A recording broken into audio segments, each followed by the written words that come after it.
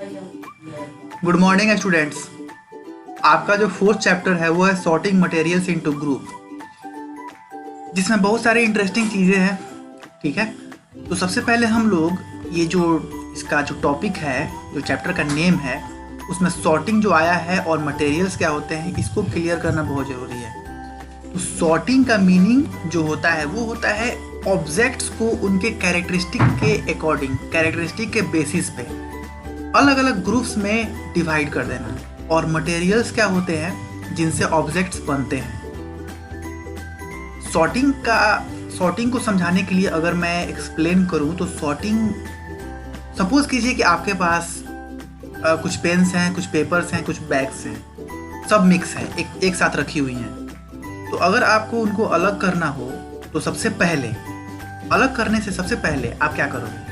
सबसे पहले बैग को एक जगह करोगे, उसके बाद पेन्स को एक जगह करोगे, फिर पेपर्स को एक जगह करोगे। मतलब सबसे पहले ग्रुप बनाने से पहले आप सेम कैरेक्टरिस्टिक वाले ऑब्जेक्ट्स को एक साथ कर लोगे, उसके बाद ग्रुप बनाओगे कि this is group of bag, this is group of pens, this is group of papers. तो आपने सबसे पहले क्या किया कि सेम कैरेक्टरिस्टिक वाले ऑब्जेक्ट्स को एक साथ कर लिया, छांट लिया। दैट मीन्स आपने सॉर्ट कर लिया। यही मीनिंग होता है सॉर्टिंग का। और मटेरियल्स क्या होता है इसके बारे में हम लोग जानेंगे आगे।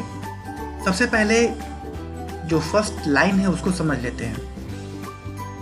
अ thing that can be seen and touched is called an object. हमारे आसपास बहुत सारे ऑब्जेक्ट्स हैं, pen, paper, table, chair, bags, human beings, trees, birds etcetera. उनको हम लोग देख सकते हैं और छू सकते हैं। That are called objects. और ये ऑब्जेक्ट्स किसी ना किसी चीज़ से बने होंगे, तो जिस चीज़ से ये बनते हैं उसको बोलते हैं मटेरियल्स। अभी हाल ही में हम लोगों ने फाइबर टू फैब्रिक ख़त्म किया है। तो फाइबर टू फैब्रिक में मैंने बताया था कि कॉटन जो होता है वो कॉटन फाइबर से बनता है।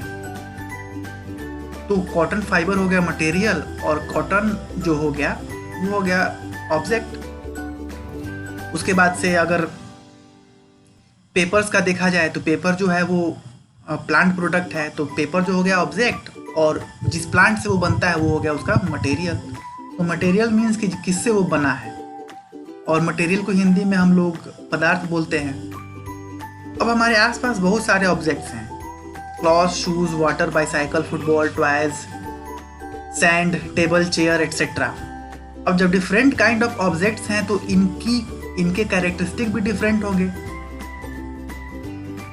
और उन्हीं डिफरेंस के बेसिस पे हम लोग उनको क्लासिफाई करेंगे, मतलब अलग अलग ग्रुप्स में बांट देंगे। सबसे पहले सॉर्ट करके क्लासिफाई करेंगे। सॉर्टिंग फर्स्ट प्रोसेस है, उसके बाद क्लासिफाई होता है। क्लासिफाई कैसे होता है इसके बारे में हम लोग जानते हैं। यहाँ पे एक टॉपिक है क्लासिफिकेशन ऑफ ऑब्जेक्ट्स। तो क्लासिफिकेशन का मतलब समझने के लिए यहाँ पे एक एक्टिविटी, जैसे हम लोग एनसीईआरटी में पढ़ते थे, एक्टिविटी दी गई है। तो एक्टिविटी के लिए क्या करना है कि आपको अपने किसी पास में प्रोविज़न स्टोर पे जाना है। प्रोविज़न स्टोर पे जब जाएंगे तो आप देखेंगे कि वहाँ पे क्लासिफिकेशन का बहुत अच्छा एग्जाम्पल दिया गया है। वहाँ पे आपको टूथपेस्ट एक अलग शेल्फ में दिखेंगे, टूथ ब्रशेस आपको अलग जगह दिखेंगे, चॉकलेट्स आपको अलग शेल्फ में दिखेंगे, अगर फ्रूट्स अवेलेबल है तो फ्रूट्स अलग शेल्फ में दिखेंगे। या फिर अगर आप सुपर मार्केट में जाते हो तो आपको क्लॉथ्स जो है वो एक साथ दिखेंगे, उनका अलग ही सेक्शन होता है। उसके बाद से जो वेजिटेबल्स होते हैं उनका अलग सेक्शन होता है। अब यहाँ पे क्लॉथ्स और वेजिटेबल के बेसिस पे इनको क्लासीफाई किया गया। अब वेजिटेबल में भी आए तो इनको भी क्लासीफाई किया जाएगा कि वेजिटेबल जो है वो कौन सा ग्रीन वेजिटेबल है, कौन सा जो है वो सिर्फ रफेज है, इनके अकॉर्डिंग वहाँ पे क्लासीफाई किया जाता है। फिर अगर हम लोग पल्सेस में भी क्लासीफाई किया जाता है कि वैराइटीज ऑफ पल्सेस होती हैं। फिर उसके बाद से अलग अलग कैरेक्टरिस्टिक के बेसिस पे उनको क्लासीफाई किया हुआ होता है। जैसे अगर दुकान पे गए होंगे आप तो आप देखे होंगे कि साबुन का अलग सेल्फ है, बुक्स कॉपी अगर अवेलेबल है तो अलग सेल्फ है। उसके बाद से अगर वहाँ पे डिटर्जेंट्स हैं तो उसका अलग सेल्फ है। अलग अलग ऑब्जेक्ट्स के लिए अलग अलग सेल्फ है। अब इससे फ़ायदा क्या होता है? इससे फ़ायदा ये होता है कि अगर आप गए, आपने बोला कि हमको लक्स सोप चाहिए, तो शॉपकीपर को टाइम नहीं लगेगा, वो सोप वाले ग्रुप में जाएगा, वहाँ पे वैराइटीज ऑफ सोप्स रखे होंगे, उसमें से लक्स सोप आपको निकाल कर दे देगा। अगर उसने ऐसा ना किया होता, ऑब्जेक्ट्स लाता खरीद के और ऐसे ही रख देता, उसको क्लासिफाई ना करता, तो आप जाते सोप खरीदने, क्या होता? अब सब अलग अलग वैराइटीज ऑफ ऑब्जेक्ट्स में से उसको अब सोप ढूंढना पड़ता है कि सोप कहाँ पे है। तो ये बहुत मुश्किल हो सकती थी, बहुत टाइम लगता, टाइम कंज्यूमिंग, दिमाग का खपत। तो इससे पहले थोड़ी सी मेहनत करके अगर हम लोग चीज़ों को क्लासिफाई कर लें तो बाद में हमारे लिए आसानी रहता है। अब क्लासिफिकेशन की कुछ बेसिस होती हैं, मतलब बेसिस मतलब कि किस बेसिस पे उनको क्लासिफाई किया जाए, मतलब उनमें क्या डिफरेंस है, क्यों क्लासिफाई किया जाए। तो क्लासिफिकेशन के बेसिस हम लोग अब अगले टॉपिक में जानेंगे। क्लासिफिकेशन अगर आपको क्लियर हो गया है तो बहुत अच्छी बात है। क्लासिफिकेशन मतलब उनको बांटना, ठीक है। क्लासिफिकेशन का यहाँ पे एग्जाम्पल भी डिफिनेशन भी दिया हुआ है कि the sorting of objects into groups with each group having its own characteristic properties is called classification of objects। देखिए सॉर्टिंग और क्लासिफिकेशन में क्या डिफरेंस होता है। जैसे मैंने आपको पेन, पेपर और बैग वाला एग्जांपल दिया था, तो सब आपने मिक्स रखा था पहले, तो आपने क्लासिफाई करने से पहले अलग अलग ऑब्जेक्ट्स को सबसे पहले अलग किया, छांटा, दैट इज कॉल्ड सॉर्टिंग। अब छांटने के बाद आप उनको अलग अलग ग्रुप में रखोगे, दैट इज कॉल्ड क्लासिफिकेशन। जैसे आपके पास पेन्स, पेपर, बैग्स एक साथ मिक्स्ड है, तो सबसे पहले आप बैग को अलग करोगे, पेन को अलग करोगे, पेपर्स को अलग करोगे, दैट इज सॉर्टिंग। अब अलग हो गया, सॉर्टिंग काम खत्म। अब बैग्स को एक अलग ग्रुप में रखोगे, पेन्स को अलग ग्रुप में रखोगे, पेपर्स को अलग ग्रुप में, मतलब आप ग्रुप बनाओगे। सॉर्टिंग कर दिया, अब ग्रुप बन गया। ग्रुप बनाना आसान काम है, सॉर्टिंग करने के बाद सॉर्टिंग मेन काम है। तो यही डिफरेंस होता है।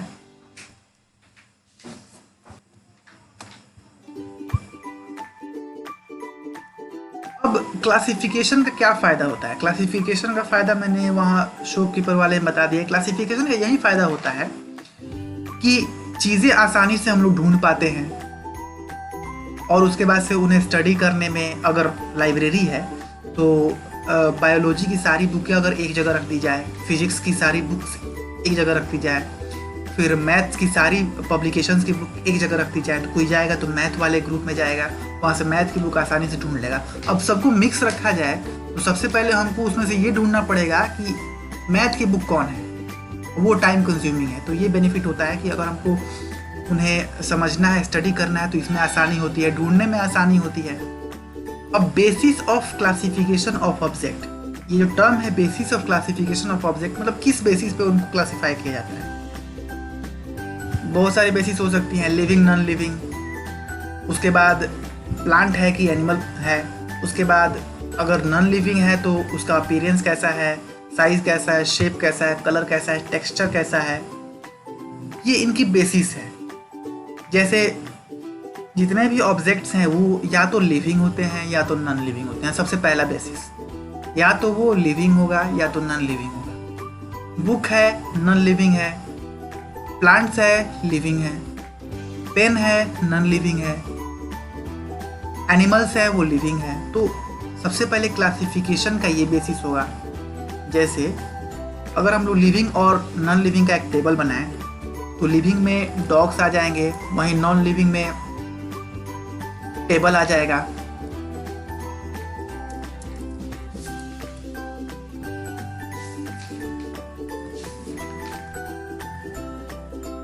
हाँ, तो यहाँ पे अगर हम चार्ट बनाए तो लिविंग में क्या आ जाएगा, लिविंग में बर्ड्स आ जाएंगे, नॉन लिविंग में टेबल आ जाएगा, फिर लिविंग में हम ह्यूमन बीइंग्स आ जाएंगे,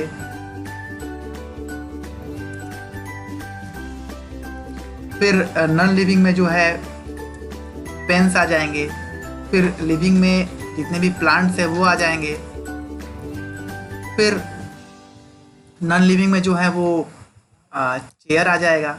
तो हम लोगों ने यहाँ पे सबसे पहले क्लासिफाई कर दिया लिविंग एंड नॉन लिविंग, जिसमें ये तीनों आ गए और नॉन लिविंग में ये तीनों आ गए। तो हमने यहाँ पे क्लासिफिकेशन का एक छोटा सा एग्जांपल देखा कि लिविंग क्या होते हैं और नॉन लिविंग क्या होते हैं। तो ये बेसिस है, ये लिविंग और नॉन लिविंग बेसिस है।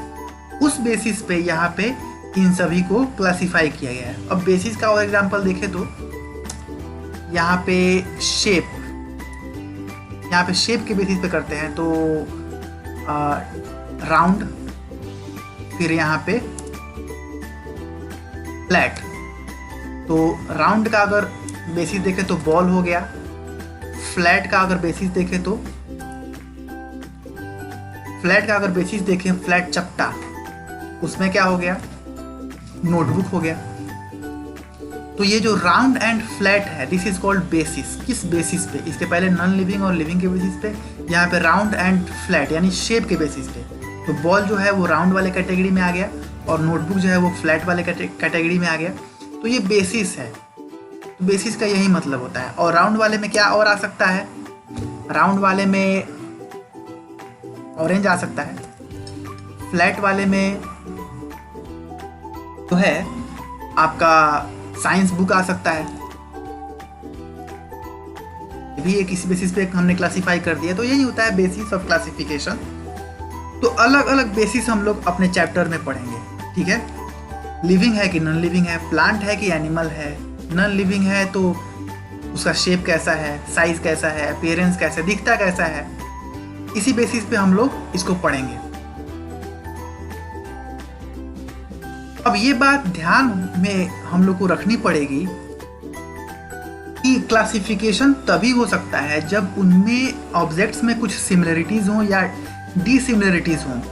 जैसे अगर ऑब्जेक्ट सिमिलर ही हैं, पूरी तरह सिमिलर है, तब तो उनको कैसे क्लासिफाई किया जाएगा। जैसे आपने 3 लक्स सोप खरीदा या फिर 3 लाइफबॉय सोप खरीदा, अब कोई बोलेगा कि इसमें क्लासिफाई करो, तो आप कैसे कर पाओगे? तो क्लासिफाई करने के लिए सिमिलरिटीज के साथ डिसिमिलरिटीज भी होना जरूरी है, तभी क्लासिफाई हो पाएंगे, नहीं तो नहीं हो पाएंगे। आप किसी चीज को अलग करते हो तो कुछ अंतर रहता है, तभी तो अलग कर पाते हो। अब सब चीजें एक जैसी हो तो कैसे आप उसको अलग कर पाओगे? तो डिसिमिलरिटीज और सिमिलरिटीज के साथ साथ डिसिमिलरिटीज होना जरूरी है। हमारा जो नेक्स्ट टॉपिक है वो है classification of objects as living and non living. Objects को क्लासिफाई करना कि लिविंग है या नॉन लिविंग है। अब ये तो मैंने आपको बता ही दिया है। यहाँ पे कुछ चीज़ें दी गई हैं, table, toy, dog, clothes, rose, algae, pencil, knife, shoes, hydrilla, grasshopper, फिर कहाँ गया,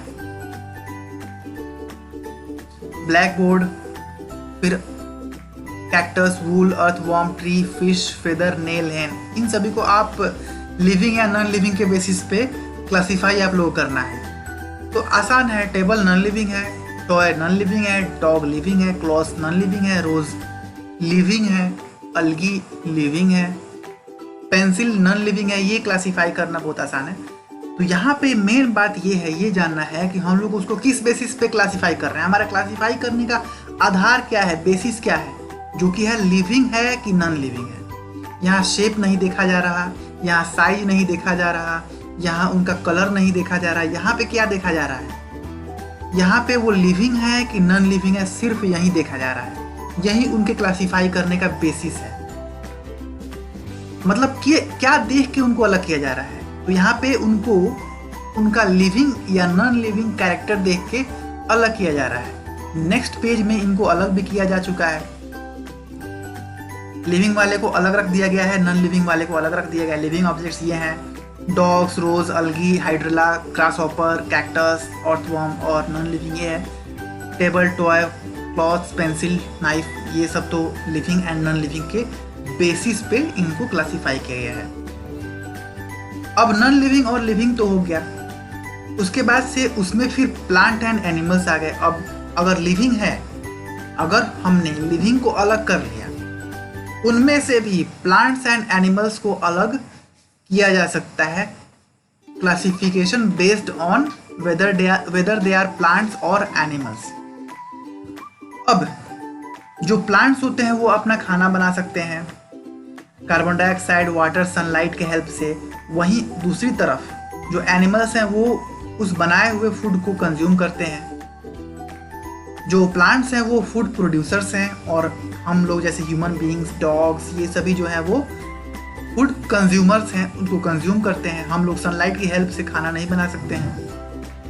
तो ये जो है प्लांट्स और एनिमल्स को अलग करने का एक बेसिस हो गया। जैसे यहाँ पे अलग किया भी गया है। प्लांट्स में क्या आ गया? Rose, algae, hydrilla, cactus, tree. Animals में क्या आ गया? Dog, grasshopper, earthworm, fish and हैन।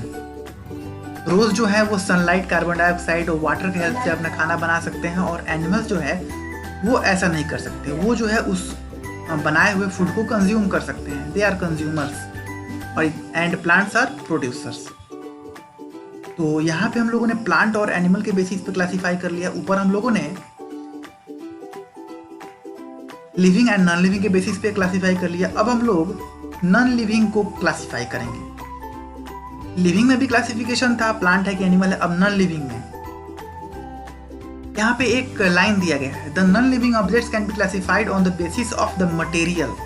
इससे बना है, देयर यूजेस, क्या काम है उनका, colour, shape, size, appearance, hardness और texture. we will give an example of the classification of non-living object on the basis of nature of their material। उनका material किस टाइप के मटेरियल से वो बने हैं, उस बेसिस पे हम लोग यहाँ पे क्लासिफाई करेंगे। जैसे टेबल, नेल, बीकर मतलब बर्तन, जिसमें एक्सपेरिमेंट होता है, आपने देखा होगा। Toy, chair, utensils, test tube, ruler, bed, magnet, funnel मतलब जिसमें फनल मैं आपको दिखा देता हूँ। ये फनल है, आप लोगों ने तो देखा ही होगा। ओके, तो इन सभी को क्लासिफाई किया जाएगा कि उनका मटेरियल कैसा है। क्लासिफिकेशन जो है वो नेक्स्ट पेज पे हम लोग देखते हैं।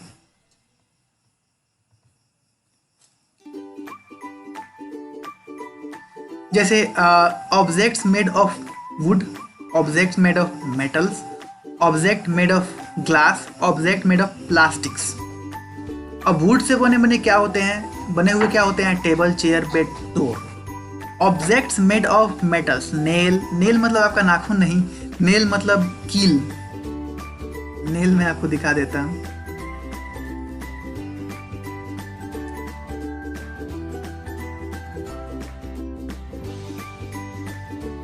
बोला जाता है नेल, कील को, ठीक है।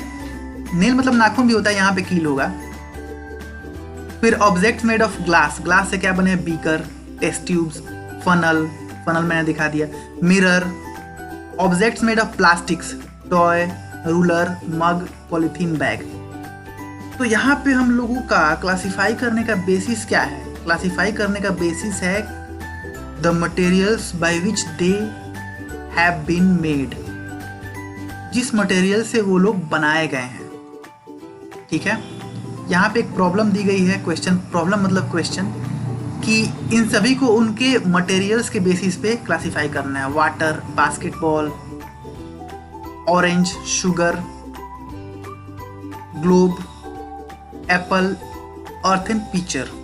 यहाँ पे इनको राउंड शेप्ड और अदर शेप में क्लासिफाई करना है। फिर उसके बाद से ईटेबल एंड नॉन ईटेबल्स में क्लासिफाई करना है। तो क्लासिफाई हो गया। राउंड शेप वाले कौन होते हैं? Basketball, orange, globe, Apple, earthen, picture. फिर अदर शेप, वाटर जिसका कोई शेप ही नहीं होता है, शुगर वैसे शुगर के पार्टिकल का शेप होता है, लेकिन कंबाइन कर दे तो शेप नहीं होता है। यहाँ पे इनको अदर शेप्स में क्लासिफाई किया गया है। फिर ईटेबल्स, वाटर जो है वो जिसको हम लोग कंज्यूम कर सकते हैं, पी सकते हैं। उसके बाद से ऑरेंज खा सकते हैं, शुगर खा सकते हैं, एप्पल खा सकते हैं। बास्केटबॉल को नहीं खा सकते हैं, खा लेंगे तो प्रॉब्लम हो जाएगी। ग्लोब को नहीं खा सकते हैं, ग्लोब से सिर्फ हम लोग अर्थ का व्यू ले सकते हैं, उसको ऑब्जर्व कर सकते हैं। अर्थन, पिक्चर, अर्थन मतलब मिट्टी का बना, पिक्चर मतलब घड़ा। तो यहाँ पे देख सकते हैं कि ये मिट्टी का बना हुआ घड़ा है, तो ये भी राउंड शेप्ड है, ओके। लेकिन इसको राउंड शेप वाले में तो आ गया था, लेकिन इसको खा थोड़ी ना सकते हैं, इसको खा नहीं सकते, तो ये नॉन ईटेबल्स में आ गया। अब यही एक सैम्पल प्रॉब्लम्स नेक्स्ट है जिसको आप लोग बनाइएगा कि इसमें जो है ऑड है, find the odd one out of the following chair, bed, table, baby, cupboard. इसमें से एक ऑड जो है अलग है वो छंट जाएगा। रोज, जैस्मीन, बोट, मैरीगोल्ड, लोटस, इसमें से जो अलग वाला है वो छट जाएगा। आंसर दिया हुआ है, आप लोग समझ सकते हैं। फिर आता है मटेरियल्स। ये मटेरियल्स जो टॉपिक है उसको हम लोग नेक्स्ट क्लास में डील करेंगे। आज के लिए जितना मैंने बताया उतना आई होप क्लियर हो गया होगा। मैं क्वेश्चन आंसर सेंड करूँगा, आप लोग क्वेश्चन आंसर सेंड नहीं करूँगा, क्वेश्चन आंसर नेक्स्ट 2-3 पेज पढ़ने के बाद से हम लोग को मिलेगा। तो तब तक आप लोग इसको पढ़िएगा और मैं क्वेश्चन राइज करूँगा इससे। आप लोग इसमें से कोई डाउट हो तो पूछिएगा। Thank you very much.